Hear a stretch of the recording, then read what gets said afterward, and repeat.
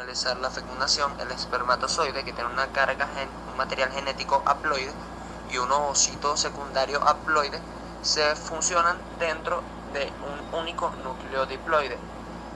Este viajará hasta las trompas uterinas o trompas de falopio, que es donde se realiza la fecundación, dentro de 12 o 24 horas después de la ovulación.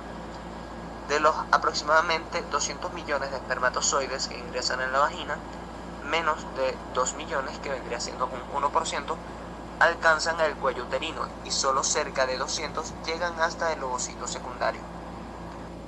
Los espermatozoides se desplazan desde la vagina hacia el interior del canal cervical por medio de movimientos en forma de latigazo que realiza el flagelo de los mismos, o también llamado sus colas. Se cree que el semen contiene una sustancia llamada prostaglandina que estimula la movilidad uterina en el momento de la relación sexual y colabora en el desplazamiento de los espermatozoides a través del útero hacia las trompas uterinas. Se cree que durante el tiempo que permanecen los espermatozoides en el aparato reproductor femenino, principalmente en las trompas uterinas, estos pasan por un proceso de capacitación, por la cual provocan movimientos más vigorosos con la cola y preparan su membrana plasmática para fusionarse con la membrana plasmática del ovocito. En la fecundación, el espermatozoide debe penetrar 2 capas para llegar al ovocito: la corona radiada, que está compuesta por células de granulosa que rodean al ovocito secundario, y la zona pelúcida, una capa transparente de glucoproteínas entre la corona radiada y la membrana plasmática del ovocito.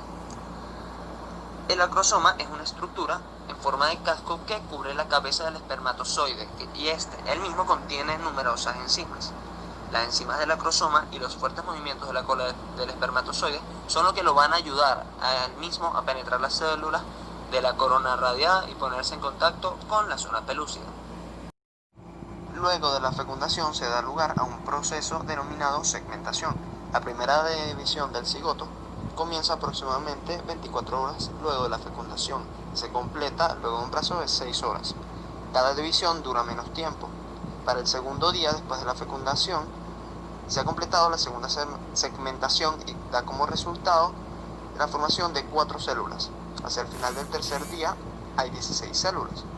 Las células progresivamente más pequeñas, producidas por medio de la segmentación, se denominan blastómeras. La segmentación sucesiva da lugar a una estructura sólida esférica llamada mórula. Durante el cuarto día, el número de células en la mórula se ve incrementado a medida que ésta continúa desplazándose a través de las trompas uterinas o trompas de falopio hacia la cavidad del útero. Cuando la mórula entra en la cavidad uterina del cuarto o quinto día aproximadamente, también ingresa en la cavidad una secreción rica en glucógeno desde las glándulas endometriales, que también entran en la mórula a través de la zona pelúcida. Este líquido del que hablamos es el denominado leche uterina, el cual, junto con los nutrientes almacenados en el citoplasma, en la blastómera, suministra nutrición a la mórula en desarrollo. Este permanece libremente dentro de la cavidad uterina 2 días antes de adherirse a las paredes del útero. En este momento, el endometrio se halla en la fase secretora. Aproximadamente 6 días después de la fertilización, el blastocito se adhiere débilmente al endometrio mediante un proceso el cual podemos denominar implantación. Cuando este se implanta generalmente en la porción posterior del fondo o del cuerpo del útero, se orienta con el macizo celular interno dirigido hacia el endometrio. Alrededor de 7 días aproximadamente después de la fecundación, el blastocito se fija más firmemente al endometrio. Las glándulas endometriales circundantes se agrandan y el endometrio se vuelve más vascularizado, es decir, se forman nuevos vasos sanguíneos. Las células del macizo celular interno se diferencian en 2 capas. Alrededor de 8 días después de la fecundación, el hipoblasto, también llamado endodermo primitivo, y el epiblasto, también llamado ectodermo primitivo. Las células del hipoblasto y del epiblasto forman un disco plano, el cual denominamos disco germinativo bilaminar. Pronto aparece una cavidad dentro del epiblasto que luego se agranda para formar la cavidad amniótica. Aproximadamente en la tercera semana del desarrollo embrionario ocurre un fenómeno denominado gastrulación. Este es el más importante de dicha semana. Se produce a los 15 días después de la fecundación. En este proceso, el disco embrionario bilaminar, compuesto por el epiblasto y el hipoblasto, se transforma en un disco germinativo trilaminar, constituido por 3 capas en vez de 2. Este está compuesto por las 3 capas germinales primarias: ectodermo, mesodermo y endodermo. Las capas germinativas primarias son los tejidos ya a partir de los cuales se originarían los diversos órganos y tejidos del cuerpo, tales como músculos, el sistema nervioso, entre otros. A medida que se desarrolla el embrión, el endodermo se transforma en el revestimiento epitelial del aparato gastrointestinal, las vías respiratorias y otros órganos. El mesodermo dará origen a los músculos, huesos, otros tejidos conectivos y el peritoneo. Del ectodermo derivará la epidermis y el sistema nervioso. El mesodermo también estimula a las células ectodérmicas que están por sobre ellas para formar la placa neural. Hacia el final de la tercera semana aproximadamente, los bordes laterales de la placa neural se elevan y dan origen al pliegue neural. La región media deprimida se denomina surco neural. Generalmente, los pliegues neurales se aproximan entre sí y se fusionan, lo que convierte la placa neural en el tubo neural.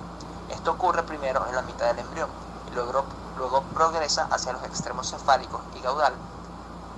Las células del tubo neural darán origen al encéfalo y la médula espinal. El proceso por el cual se forma la placa, el pliegue y el tubo neural recibe el nombre de neurulación. Alrededor de las 4 semanas después de la fecundación, el extremo cefálico del tubo neural se diferencia en 3 áreas dilatadas, denominadas vesícula encefálica primaria, el prosencéfalo o cerebro anterior, el mesencéfalo o cerebro medio y el romboencéfalo o cerebro posterior. A las 5 semanas, el prosencéfalo se divide en 2 vesículas encefálicas secundarias, denominadas terencéfalo y diencéfalo. Y a partir del romboencéfalo también se originan 2 vesículas secundarias, llamadas metencéfalo y mielencéfalo. De la primera a la 4ª semana ocurre un desarrollo de las capas germinativas primarias y la notocorda, la neurulación. Se desarrollan las vesículas encefálicas primarias, las somitas y los celomas intraembrionarios. Se forma el corazón y comienza a latir, comienza la formación de los vasos sanguíneos. La sangre se forma en el saco vitelino, el corión y la lantoides. El plegamiento embrionario ocurre. Se desarrollan el intestino primitivo, los arcofaringios y los esbozos pulmonares. Comienzan a desarrollarse los ojos y los oídos y se forma la cola y empiezan a formarse los sistemas. De la 5ª a la 8ª semana, los miembros ya comienzan a tomar más forma y aparecen los deditos. El corazón presenta 4 cámaras. Los ojos están muy separados y los párpados se ven como si estuvieran fusionados. Se desarrolla la nariz, la cual en este momento es aplanada. La cara adquiere rasgos más humanos. Se inicia la formación de células sanguíneas en el hígado, comienza la osificación, los genitales externos comienzan a diferenciarse, la cola desaparece y se forman los principales vasos sanguíneos. Los varios órganos continúan desarrollándose. De la semana 9 a la 12 aproximadamente, la cabeza representa la mitad de la longitud del cuerpo fetal y la longitud del feto se duplica. El encéfalo continúa aumentando su tamaño. La cara es ancha con los ojos completamente desarrollados, cerrados y muy separados. La osificación continúa, se desarrolla el puente nasal y el oído externo, que tiene una implantación baja. Pueden detectarse latidos cardíacos. A partir de este momento se puede reconocer el género al intentar distinguirse los genitales. La orina que excreta el feto se diluye a través del líquido amniótico.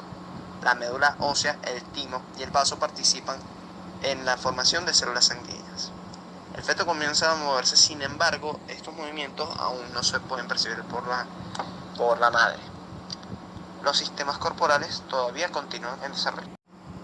De las semanas 13 a las 16, la cabeza es más pequeña relativamente con respecto al resto del cuerpo.